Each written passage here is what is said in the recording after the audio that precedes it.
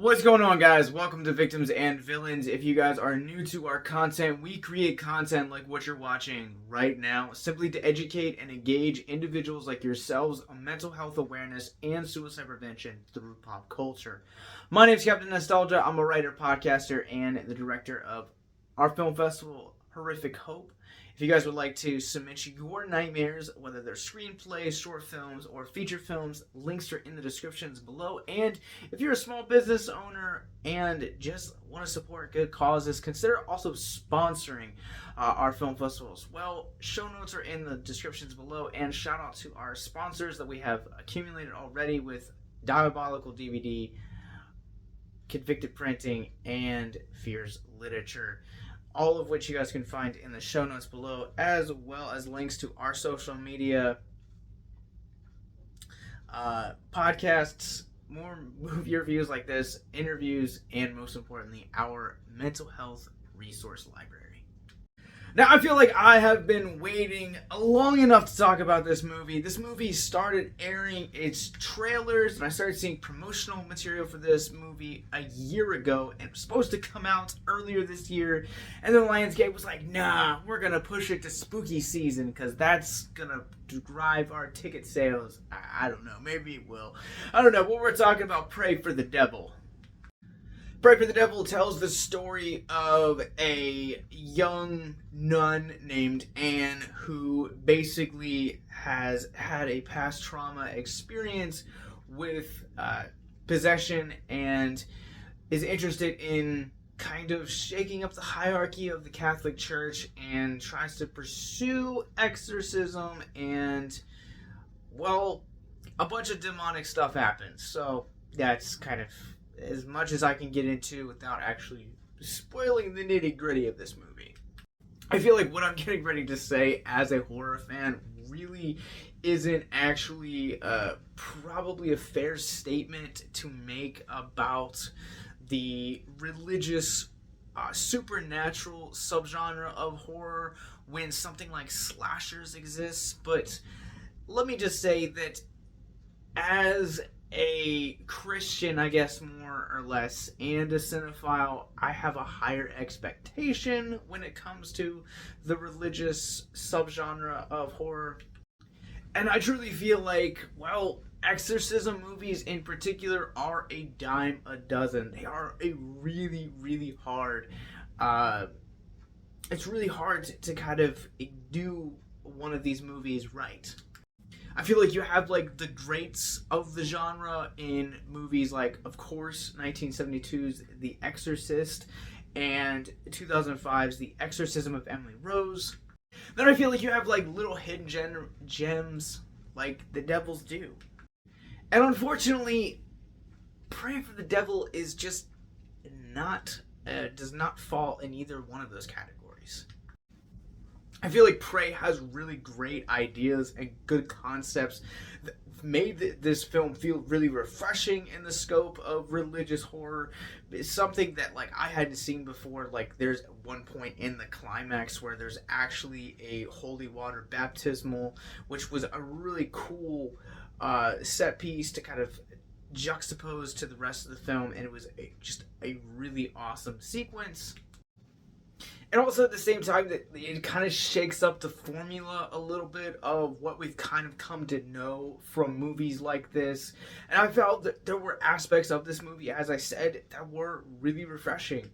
Performances in this movie are fine. They're nothing really to write home about. They kind of ingrain themselves into that whole, this is a forgettable kind of another supernatural horror that we've kind of come to know, that like typically movies like this you'll probably forget about next week, and it's also because the performances in this movie kind of solidify that unfortunate fact as well.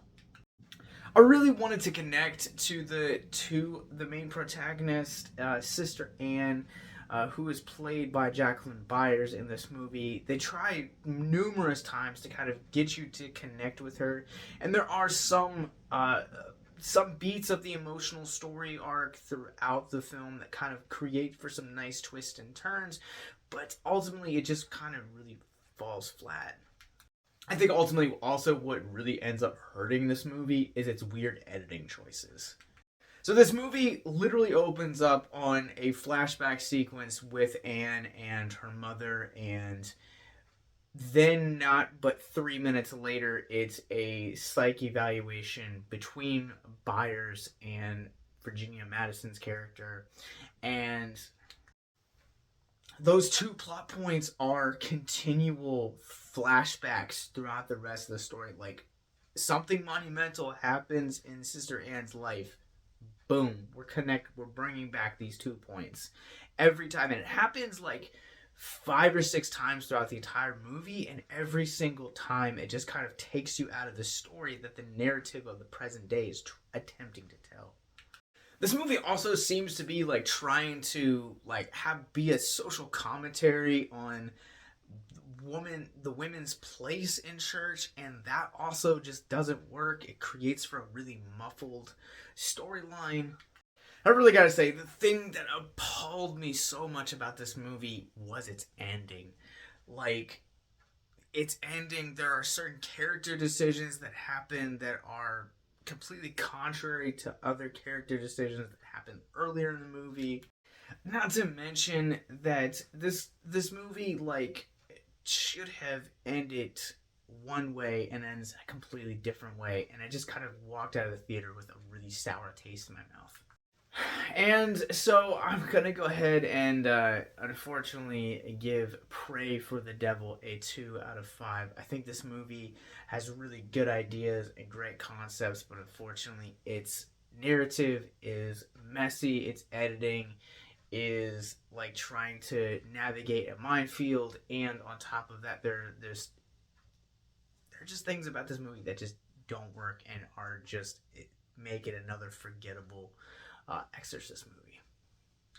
If you guys have seen Pray for the Devil, what did you guys think about it? Let me know. Comment below down below. And while you guys are down there, it's Halloween weekend, so let me ask you guys this question: what is one movie that you have to watch every Halloween, regardless of time and everything? It's a movie you watch every season. Comment below. Let me know. Let's talk about mental health.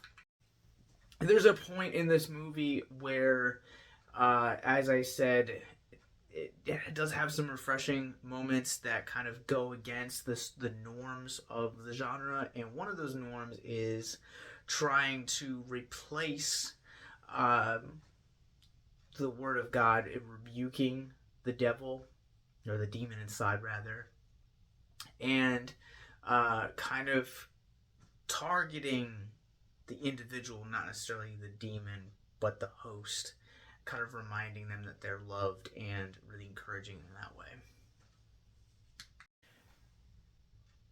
And as a Christian, I thought that was such an interesting angle to take. Also, as a cinephile, I thought that was fascinating to take, but it's a perfect picture for how depression kind of makes us feel. Much like some of the individuals in this movie that are demonically possessed, we kind of just have this tendency to believe the lies of depression and or suicide or addiction or self-harm, or we get into these tufts where we just kind of say that we'll never be more than this depression, will never be more than these suicidal desires, will never be more than this addiction, will never be more than this addiction, or alcoholism or self-harm will never be more. So much so that in the movie, they actually refer to the entity as the voice, which I thought was such a fitting example for this part of the video. Because depression is such a liar. Man, does it love to whisper those thoughts of, you're not good enough, you'll never amount to anything, quit while you're ahead, and just continuously tear down everything that makes you you and everything you stand for. It just tries to take it down. And I just want to remind you that fight against that voice. Place people in your life that are like Anne, that are seeing you for the things that you're passionate about, the things that you identify with, the things that ultimately end up giving you personality and end up at the end of the day making you happy and bringing you joy and bringing joy to others. Put people in your life like Anne that are going to love you for you and are going to encourage and grow the community state within you. I think you'll find it out really quickly. You'll be surprised about how important community is, how important self-love and self-worth truly are.